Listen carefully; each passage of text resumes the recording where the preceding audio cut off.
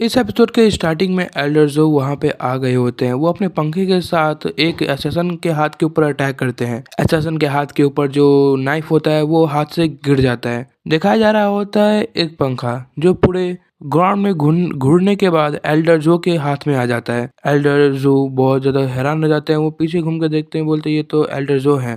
तभी एल्डर जो सब असैसन को बोलते हैं, तुम लोग पीछे हो जाओ, तुम्हें क्या लगता है कि तुम लोग इसे हाथ भी लगा पाओगे? तुम लोग पीछे हट जाओ, मैं इस सब के लिए अकेला ही काफ़ी हूँ। तभी जितने भी असैसिन होते हैं वो सारे लोग अटैक करने लगते हैं एल्डर जो के ऊपर और बोलते हैं ये बुढ़ा खुसट खाली शो ऑफ कर रहा है, जल्दी से मारो, इसे खत्म करो। सभी के सभी असैसिन एल्डर जो के ऊपर अटैक करने लगते हैं। एल्डर जो भी सारे के सारे असैसिन के साथ एक साथ लड़ने लगता है। दिखाया जा रहा होता है एल्डर जो बहुत पावरफुल अटैक कर रहे होते हैं असैसिन के ऊपर।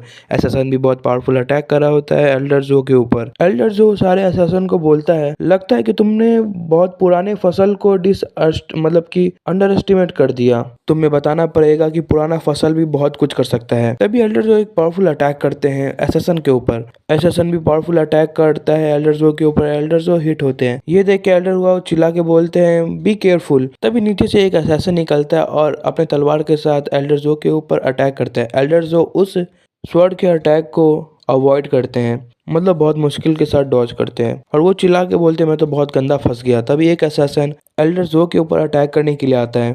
एल्डर जो अपने हाथ के साथ उस असैसिन के नाइफ को ब्लॉक करके रखा होता है। वो असैसिन चिल्ला के एल्डर जो को बोल रहा होता है तुम इस अटैक को अपने हाथ के साथ कभी भी ब्लॉक नहीं कर पाओगे। तुम और तुम्हारे साथ जो ये बच्चे हैं सभी के सभी मरेंगे तुम्हारे कारण। तुम्हें मालूम है तुम बुढ़े खुसट गए कि तुम बहुत ज्यादा ओल्ड हो चुके हो, तो जाओ और रेस्ट करो जाके, तुम्हारा अब लड़ने का उम्र नहीं है। एल्डर जो गुस्सा हो जाते हैं, चिल्ला के बोलते हैं तुम कमीने कहेंगे, तुम्हें क्या मालूम कि लड़ना क्या होता है। तभी असैसिन बोलता है चलो अब तुम्हारा मरने का समय आ चुका है। वो अपने स्वॉर्ड के साथ एल्डर जो के ऊपर एक स्लैश लगाते हैं और उनके बॉडी के बीच में एक कट लग जाता है, बहुत ज्यादा खून निकलता है। एल्डर जो अपने मन में सोच रहे होते हैं क्या सही में ये मेरा अंत है। तभी एक स्लैश लगता है।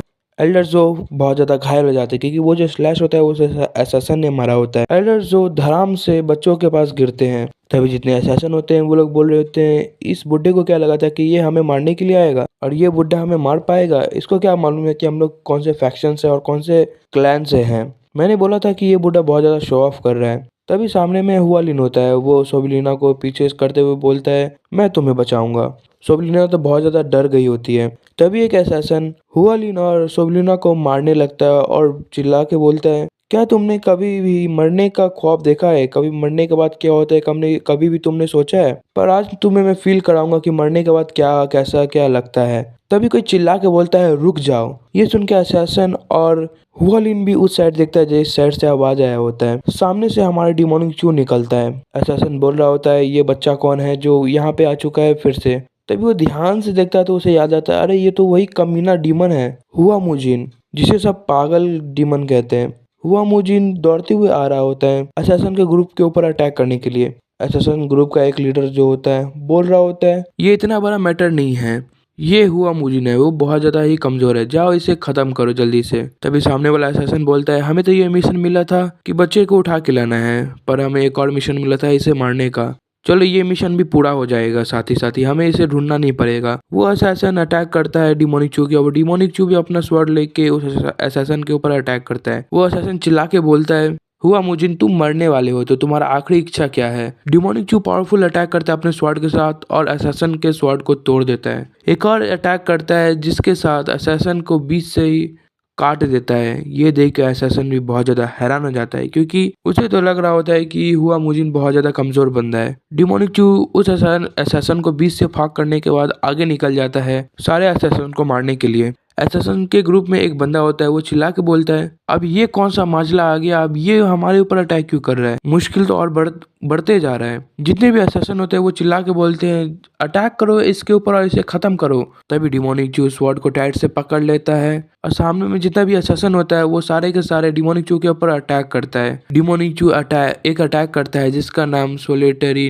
नाइन स्वॉर्ड फिफ्थ फॉर्मेशन होता है। इस अटैक से डिमोनिक चू जितना भी सामने में असैसिन होता है सबको हवा में ही काट रहा होता है। सामने में जितने भी असैसिन होते हैं वो लोग बहुत ज्यादा हैरान हो रहे होते हैं कि ये भी कोई भी बंदा इतना पावरफुल भी हो सकता है। तभी एक और असैसिन चिल्लाते हुए डिमोनिक चू के ऊपर तलवार के साथ स्लैश लगाता है। डिमोनिक चू उस स्लैश को नीचे झुक के अवॉइड कर रहा होता है। तभी डिमोनिक चू एक चांस ढूंढ रहा होता है। चांस ढूंढने के साथ उस असैसिन का गला उड़ा देता है एक ही अटैक के साथ। मतलब कि हमारा डिमोनिक चू अब ओवर पावर्ड हो चुका है।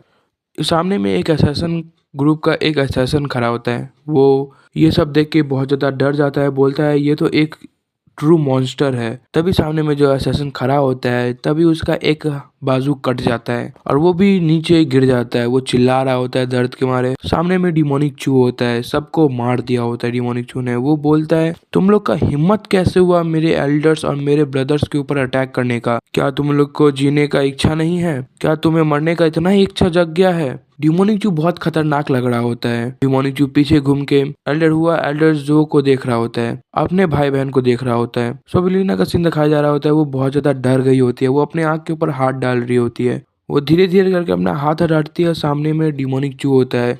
वो डिमोनिक चू को देखते हुए बोलती है ब्रदर ब्रदर।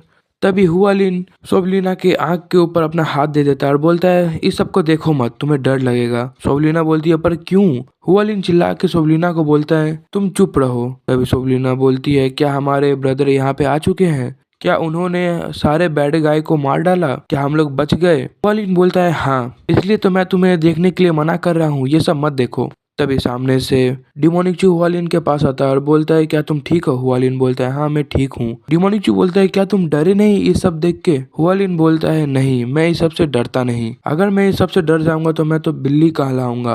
और वैसे भी मैं इस सब से डरता नहीं क्योंकि मैं एक मार्शल आर्ट फैमिली का वारिस हूँ। डिमोनिक चू इसके सर के ऊपर हाथ फेरता है और बोलता है सही में तुमने बहुत अच्छा काम किया। तभी डिमोनिक चू एल्डर जो को बोलता है एल्डर जो जितने भी वॉरियर इंजर्ड हो चुके हैं सबको लेके वापस आइए और मेरे भाई बहन को भी लेके वापस आइए। एल्डर जो बोलते हैं ठीक है सर, मैं समझ गया।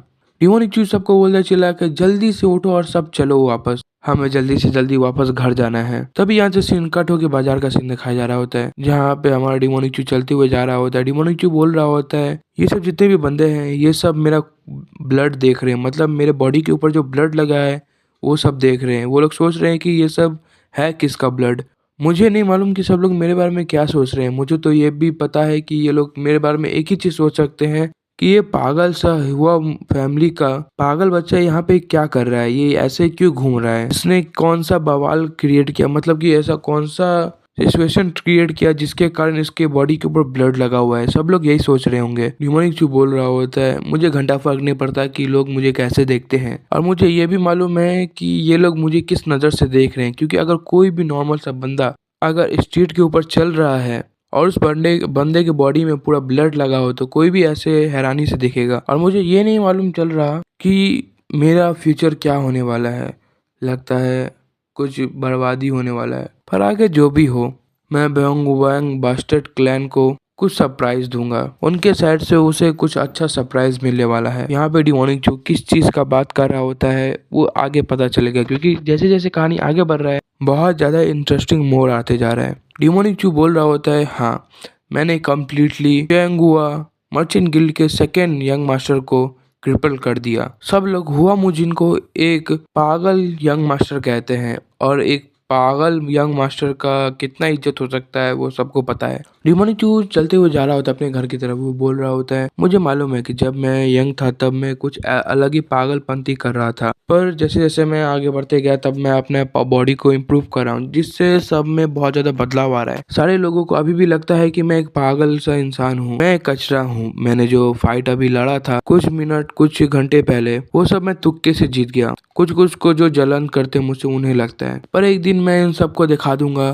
कि इस दुनिया में सबसे पावरफुल कौन है। इन्हें मानना पड़ेगा कि हमारे कंट्री के अंदर एक मार्शल आर्टिस्ट ने जन्म लिया है। अभी वही टाइम है, एक ड्रैगन सोए हुए ड्रैगन को जगाने का टाइम आ चुका है। अब होगा एक पावरफुल डीमन का कमबैक। यहीं पे हमारा एपिसोड का एंडिंग हो जाता है। अगर आपका एपिसोड अच्छा लगा तो लाइक कर देना, कमेंट करके जो बताना मैं एक्सप्लेनेशन कैसा लगता है।